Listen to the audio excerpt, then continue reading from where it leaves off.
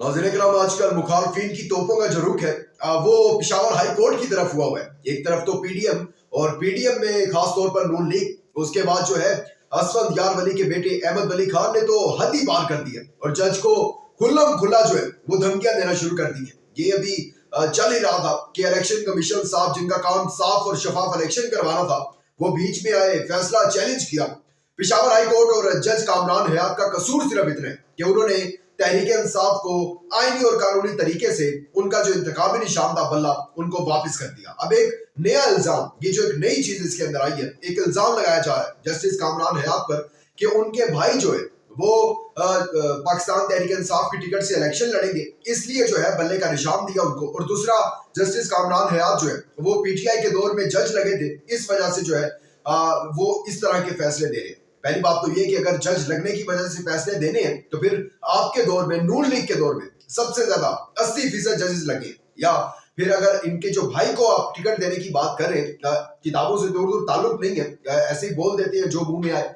इनके एक ही भाई थे जो कि जिन्होंने पुलिस के महकमे में खिदमत सर अंजाम दी थी और वो अब फौत हो चुकी है। हाँ, अलबत्ता इनके कजन है बहुत दूर के, जो कि आजाद हैसियत से जिन्होंने अपने कागजात नामजदगी जमा करवाए हैं और लग ये रहा है कि वो पीटीआई में शमूलियत इख्तियार कर लेंगे। लेकिन हमेशा जो है मैं कहता हूं कि फैसले को देखें, फैसला कैसा दिया है, फैसला आईनी तरीके से दिया है, फैसला कानूनी तरीके से दिया है, तो फिर उसका ताल्लुक किसी सियासी जमात से हो, उससे कोई फर्क नहीं पड़ता है। लेकिन नून लीग है, आपको पता है, उनका वतीर है हक में फैसले आ जाए तो अदलिया जो है वो बड़ा जबरदस्त निडर जज है, बेबाक जज है, लेकिन अगर वही जो है फैसला खिलाफ आ जाए तो फिर एहतसाब साकिब निसार का शुरू हो जाता है। फिर जजेस को गालियां भी पड़ती हैं, जूते भी पड़ते हैं, सब कुछ होता है। इसके साथ साथ मौलाना फजल रहमान और पूरी नून लीग की जो मुनाफकत है वो भी खुल्लम खुल्ला सामने आ गई है। जस्टिस गुल हसन औरंगजेब जो है वो भी बड़े दबंग फैसले कर रहे हैं और मैं पहले भी कहता हूँ कि इन्होंने पीटीआई के हक में तकरीबन सारे फैसले किए हैं, लेकिन अब इन पर भी इल्जामात की जो है वो बौछार शुरू कर दी गई है। उस हवाले से भी बात करती है, लेकिन आगे बढ़ने से पहले चैनल को सब्सक्राइब करके शुक्रिया का मौका दीजिएगा, वीडियो को लाइक और शेयर लाजमी कीजिएगा। नाज़रीन करम, आज जो कुछ भी हो रहा है, बल्कि पिछले 2 दिन से जो कुछ हो रहा है, बल्कि पिछले 75 साल से जो कुछ हो रहा है, उस सब को देखते हुए अब मुझे एक चीज इमरान खान की याद आ गई कि इमरान खान ने 2 जुमले जो है इस टाइम जो पेशावर हाई कोर्ट और पेशावर हाई कोर्ट के जजेस के साथ जो किया जा रहा है, इस्लामाबाद हाई कोर्ट के जजेस के साथ जो किया जा रहा है, सलूक किया जा रहा है, उस हवाले से ये बात मेरे जहन में आई कि इमरान खान ने 2 जुमले बोले थे एक खातून जज के बारे में। अदालत जाकर मुआफी मांगी थी खुद इमरान खान साहब ने जाकर, लेकिन अभी तक वो केस चल रहा है, खातून जज धमकी केस, आप सुनते होंगे जिसको हेडलाइंस में। लेकिन आज जो है असफंद यार वली के साहबजादे जो है अहमद वली खान, वो खुल्लम खुला धमकियां दे रहे हैं, कह रहे हैं कि तुम्हारा गुजारा मुश्किल हो जाएगा, तुम्हारा दफ्तर में बैठना महाल हो जाएगा, सुबह में रहना मुश्किल कर दूंगा मैं तुम्हारा। ये एक सर्विंग चीफ जस्टिस के लिए जो है उनके ये जुमले हैं, लेकिन इस पर कोई एक्शन नहीं लिया गया। क्यों कोई एक्शन क्यों लेगा? जिन्होंने एक्शन लेना है वही तो कह रहे हैं कि कहीं आप खुल करके ले, कोई मसला नहीं है।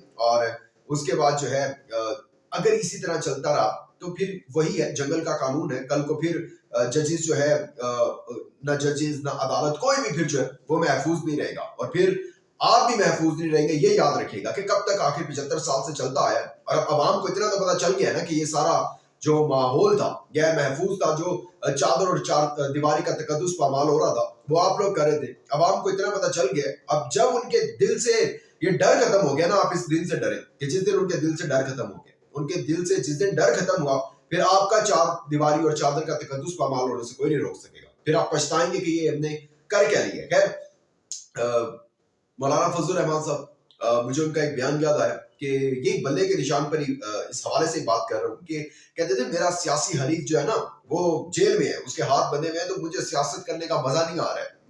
और अब जब जो है वो बल्ले का निशान पीटीआई को वापस मिले तो कहा जा रहा है, मौलाना साहब की मुनाफिकत चेक करें कि बल्ले का निशान जो है वो पीटीआई को क्यों मिला है। ये तो इलेक्शन कमीशन या अदालतें जो है ये भरपूर जो है मामलत कर रही है इमरान खान की, ऐसा नहीं होना चाहिए। नून लीग जो है वो भी यही चाह रही है, उनका भी यही है कि बल्ला किसी न किसी तरीके से वापस ले लिया जाए। शहबाज शरीफ कहते हैं कि पेशावर हाई कोर्ट दे ही नहीं सकती थी ये फैसला।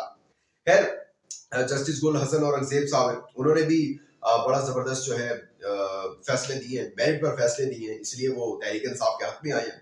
इनके बारे में ये कहा जा रहा है, इन पर भी इल्जाम है कि ये जनरल अयूब के नवासे हैं और उमर अयूब की फूफी के बेटे हैं। बिल्कुल इसमें कोई जो है दो राय नहीं है, बिल्कुल ऐसा ही है, बिल्कुल सच है।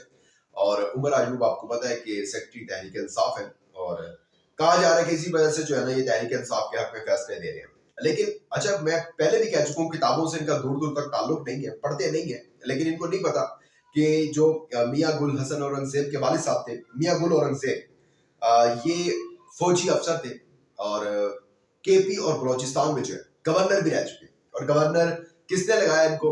मियाँ मोहम्मद नवाज शरीफ साहब ने। यानी कि उनके बेटे, यानी कि अगर आप फिर हम तारीख पढ़े तो हम तो कहें कि उनका नून लीग से ताल्लुक था। इनके वालिद जो थे वो एमएलए थे नून लीग की टिकट से। लेकिन नहीं पढ़ना, हमने तो सिर्फ यही देखना है कि उमर आयूब जो है उनके, ये जो है उनकी फूफी के बेटे हैं और बस इसलिए जो है ये तहरीक इंसाफ के हक में फैसले दे रहे हैं। खैर ये सब पहले साकिब निसार साहब, फिर जस्टिस बंदयाल साहब, ये तब तक चलेगा जब तक पाकिस्तान में जमहूरियत नहीं होगी। और लेकिन इस दफा लग ये रहा है, लेकिन उस जमहूरियत के जमूर को भी खत्म करने की कोशिश कर रहे हैं, लेकिन लग इस दफा ये रहा है कि इंशाल्लाह इस दफा जमूर की जीत होगी। अपना बहुत ज्यादा ख्याल रखिएगा, अपना इंपॉर्टेंट फीडबैक देना मत भूलिएगा। दीजिएगा इजाजत, अल्लाह हाफ़िज़।